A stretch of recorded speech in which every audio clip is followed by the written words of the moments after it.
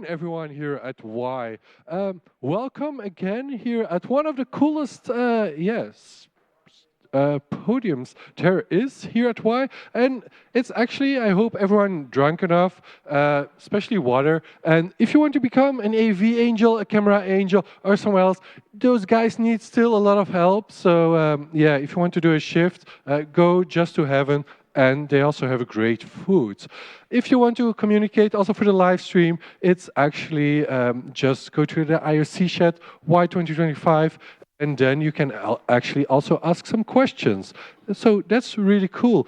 I have the pleasure to actually introduce one of the coolest speaker I think about from the whole weekend, and it's actually to open source the MRI devices.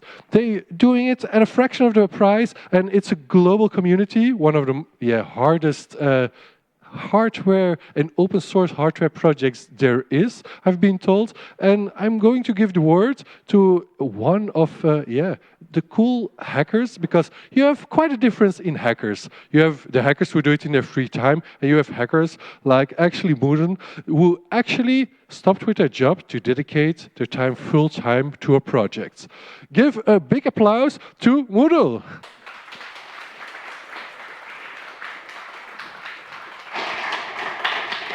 Thank you very much for the kind introduction. Hello, I'm Mo from the Open Source Imaging Initiative, and it's a community of mainly researchers and developers that develop open source imaging devices, mainly for medical imaging. And the main efforts focus on MRI scanners.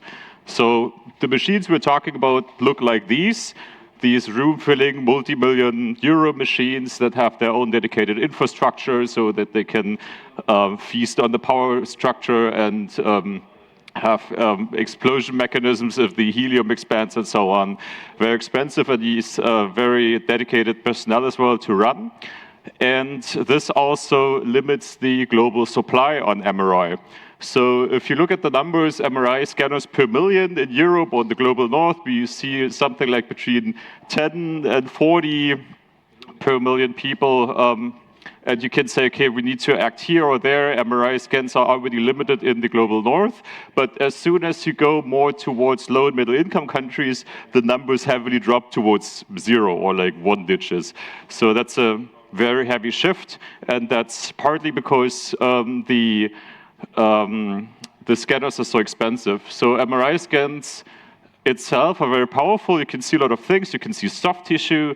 There is no radiation involved. So it's really cool. But as said, price is the most limiting factor. So on top of the multi-million euro investments that you have to acquire one of these scanners, you have about 10% annual investment for maintenance costs and calibration, and the market is heavily monopolized. So there's 3 companies that dominate the global market, and so also the supply on MRI scanners. And I was working with people that said, I'm developing PCBs that could be produced at €5 costs for MRI scanners, but they're sold for 400 because they have this medical device stamp on them, and because there's only 3 suppliers. So the solution to make these scanners cheaper isn't going to cut it. If you want to have healthcare more accessible, we have to make them open source. And here is OSI-1, the first scanner, or the first prototype we built. One of the first ones is here, and the first thing that you see, it's a lot smaller, so it's for head and limbs, and it's on wheels. And that is, I think, one of the most groundbreaking innovations in that case, because usually these scanners are highly immobile and everything has to come to the scanners. So especially in a low and middle income country, you need to have several days traveling to the capital or whatever if you want to have an MRI scan. And this one runs on usual plugs, so you could have it in your home, basically.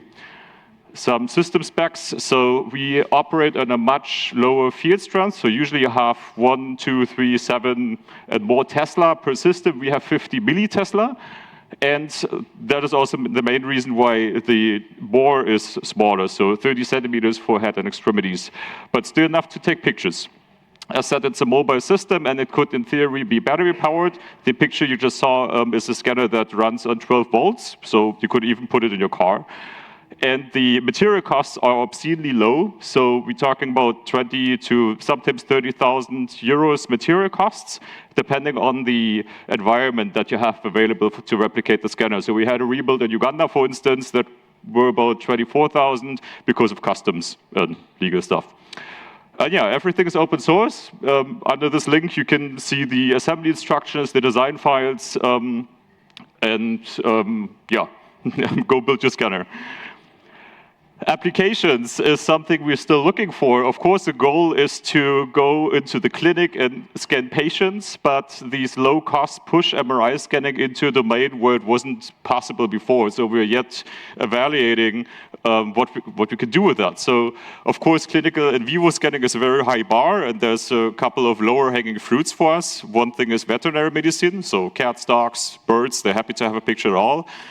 Some industrial applications, something like scanning eggs and see if they're fertilized, or also just research and education, because you can build the MRI scanner with a study group and do MRI scans in a seminar room. Talking of that, there is a mini version of OSI that you can 3D print in large parts and have tiny magnets. The electronics are mostly the same, so you can experimentate with different designs of gradient coils and so on without running into issues of the large design.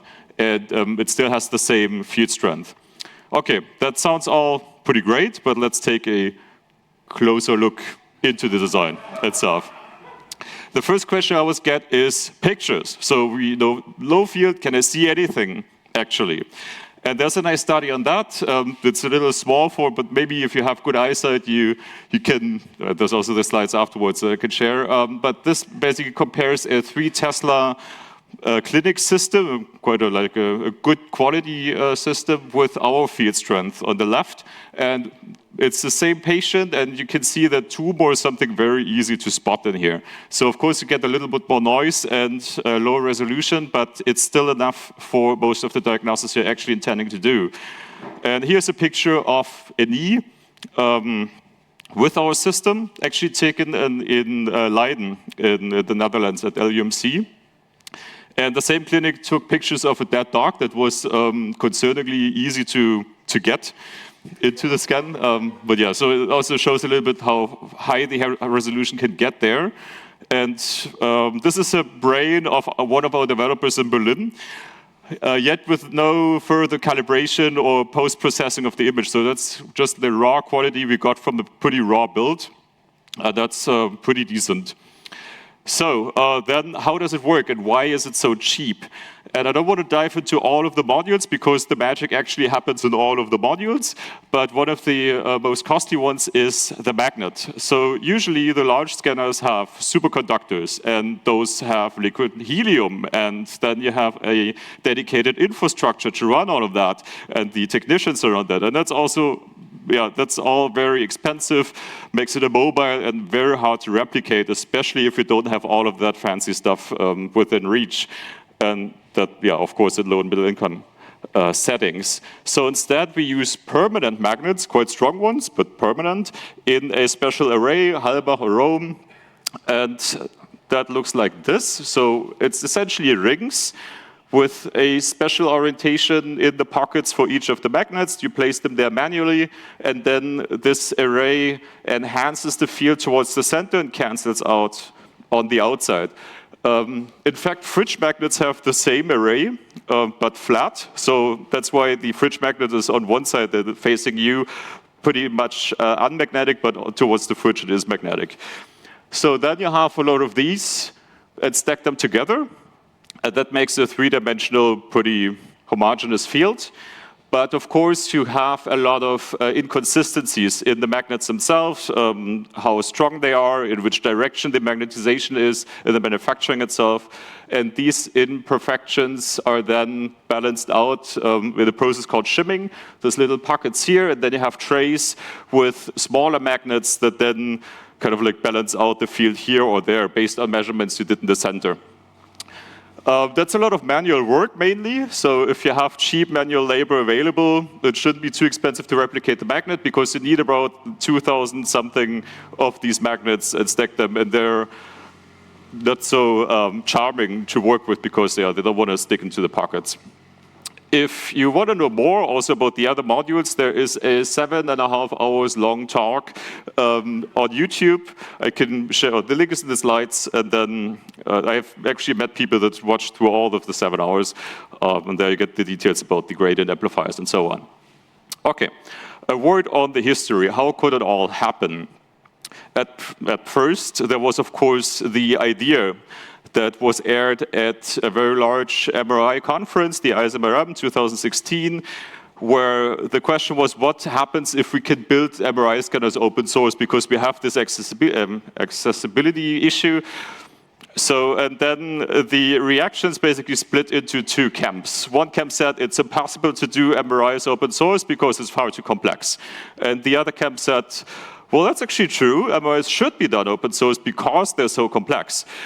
And with that, we could form a first hardcore of people that believed in the mission, and we built Cozy Measure. That is a measuring robot we need for measuring the field strength in the bore. So a machine that we needed anyways, and published everything open source, and built a website where other people can publish their stuff as well. And that looks like that.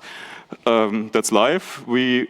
By that, we could invite people to publish their designs, and we would review them. And with that, there grew a fairly large ecosystem of different software and hardware developments in the MRI field. That still wasn't enough to build a scanner, but it was enough to raise the evidence that a scanner would be possible, and that then led to a large European-funded project where we actually built one. So this is the system in Leiden and LUMC. And that is right now running a study on patients to demonstrate the clinical value of it. And now we're at the stage of sustainable community building. We have an independent legal body in place that acts on behalf of the community only, so something like a trusted partner to interact with, because before it was all university clinics or research institutes all across the globe that have their own agenda, but now we have one independent body you can actually talk to. And with that, we can also build strategic partnerships, like with different journals. Link works. It does here, yeah. So submission deadline is still until March next year. So if you want to develop or are developing open source MRI hardened software, you can submit it to the journal and make a publication out of that. And we aim to make this a running scheme, because development, of course, is ongoing.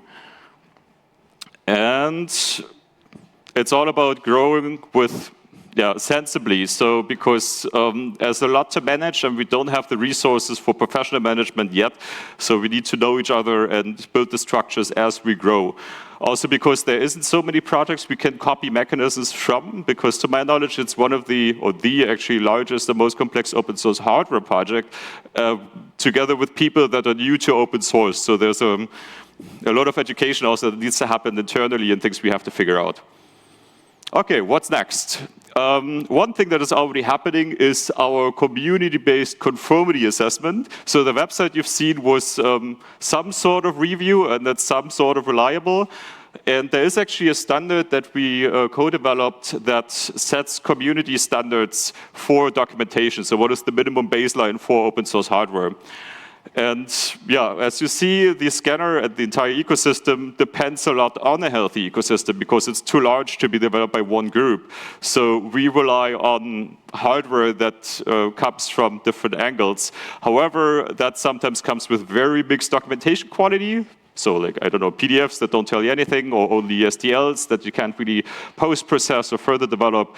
And also sometimes very unreliable licensing with non-commercial licenses, somewhere hidden or only for research, and that doesn't go very well together.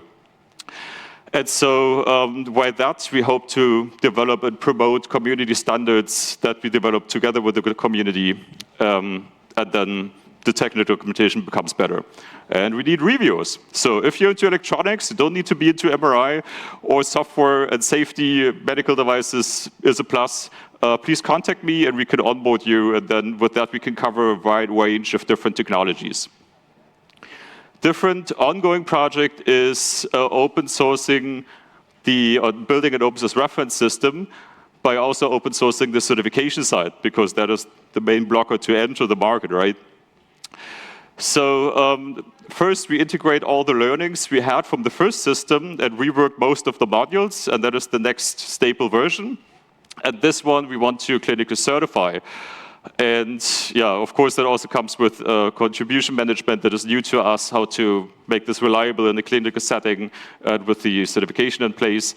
And then we're trying to figure out together with notified bodies, actually, how far is it legally possible to open source clinical certification? Because at the end of the day, you always need, the law is not structured for open source communities. It's structured about one entity that does the development, the procurement, the distribution, the manufacturing, and then does the feedback loops. And doing this in a decentralized setting and publishing this information is very tight with, entangled with liability. So we were trying to go as far as possible, but then we need at some point a legal body that actually distributes these systems. So however, this will go to the major release, and this then should feature a reference system for production, and also AI research, because there's a lot of AI research happening in how to improve the picture quality with poor systems. And with that, we would have a fully characterized system that makes the data actually comparable. So talking about distribution, that is something also happening now, founding a company that distributes system or brings them into circulation. So that should ideally feature a sustainable revenue stream for the nonprofit, but also for the entire community.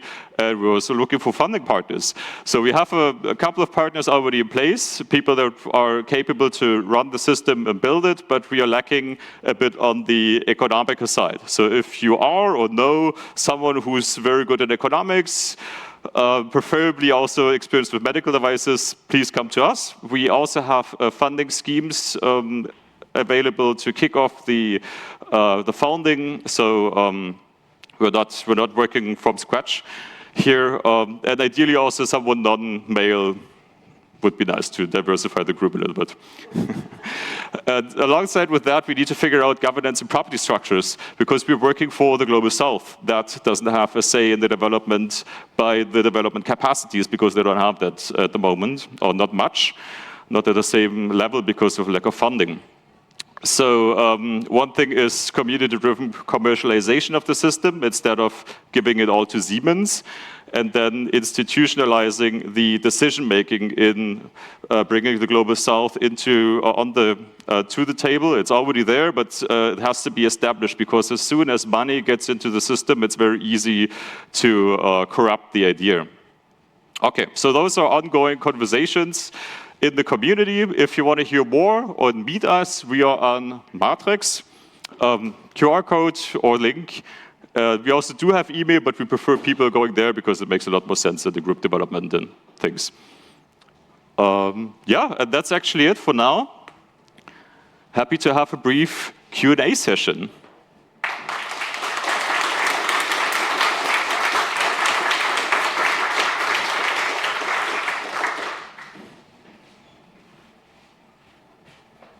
Are there some questions? Oh, we have one. Hi, thank you. Have you directly compared an image from the Aussie to like an actual full-size MRI? And is it decipherable? Like, is it comparable to make a medical analysis? We do, yeah. So one thing is that we do that for research, also for calibrating the image, because when we get when you get a picture that has a lot of noise, you want to filter the noise. And if you can have a very similar picture of the same patient from a very high resolution, then this helps in the calibration to see where the imperfection of the system lies. But of course, we also talk with doctors. And there's very mixed responses. So in Hamburg, in Germany, for instance, there's a clinic that said they don't really see applications for it because they have the large ones. And why should patients go for the small ones that have less quality? Whereas in Berlin, there's a large clinic that guided us through the clinic and said, we need one here and there, because it's mobile, so you can bring it to patients that you can't move otherwise. and because the low field strength prevents artifacts. So when you have implants, for instance, in the brain or somewhere else, the high field distorts the image, so you can't really see much. So for doctors, it's very hard to assess whether the implant sits in the right way or not. And with low field, you can actually see this. But of course, our target group is the Global South. First, we need to raise more funds in the Global North to push it there, but there's already replications in the Global South, but yet not a direct string like a company pushing it there. Cool. Thanks. Oh, over there. Okay.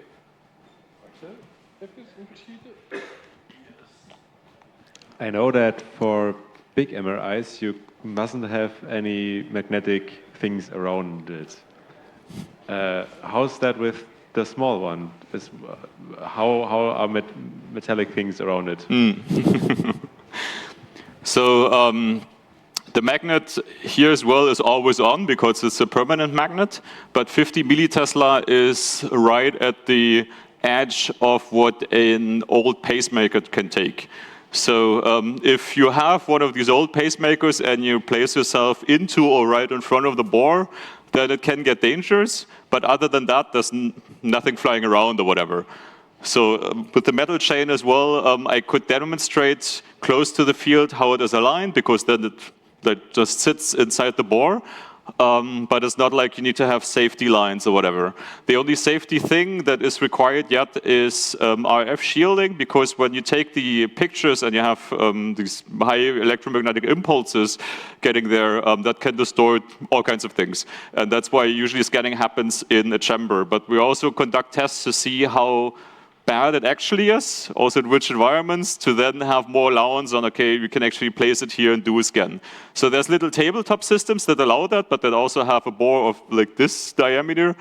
So theirs always works, but with a larger one that goes into the area of security standards. But as said, that doesn't compare to the large scanners. Yeah.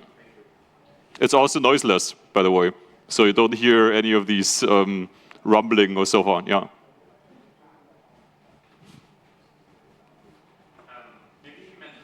I'm coming with a mic, if that's all right.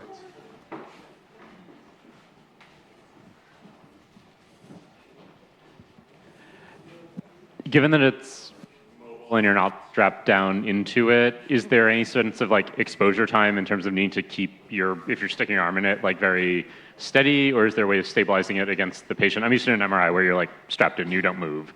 Sorry, can you repeat? Just like, do you need to worry because it's on wheels? It seems like someone like is sort of holding their arm in it if you're doing that kind of MRI. Do you need to worry about how stable the patient is when you're taking the picture? Is there anything like a blurry image, or is the exposure so fast? I don't have a good sense of the MRI kind of photo taking. So as of now, the worst thing. So especially with the large scanners, the worst thing that can happen is that it heats you up a lot, so that it cooks you basically if there's too much energy. That's why you monitor the energy that goes into the patient. But that only happens with a lot of energy, so to say. Other than that, the next most dangerous thing might be that the thing burns down, or I know more about like blurriness. I don't know, like a camera exposure kind of. I don't have a sense of how it takes how the MRI takes the picture. Do you need to worry about like physical jitter of the machine not being bolted down? You know, so I mean, you can place your arm inside whenever you want, so there's no big interaction with that. Like if I take like a long exposure photo with my camera, it can be blurry if it's not on a tripod, right? If I think of an MRI like a camera, maybe my mental image of an MRI is totally wrong. But if I think of mounting an MRI on wheels and like I think about it as being slightly more shaky, is that it all a reasonable mental image of an MRI taking a photo? Okay. That kind of exposure. So I mean, scanning happens stationary, of course, not on the go. In the ambulance is a different thing, but you need to place it somewhere, and the main problem there is temperature.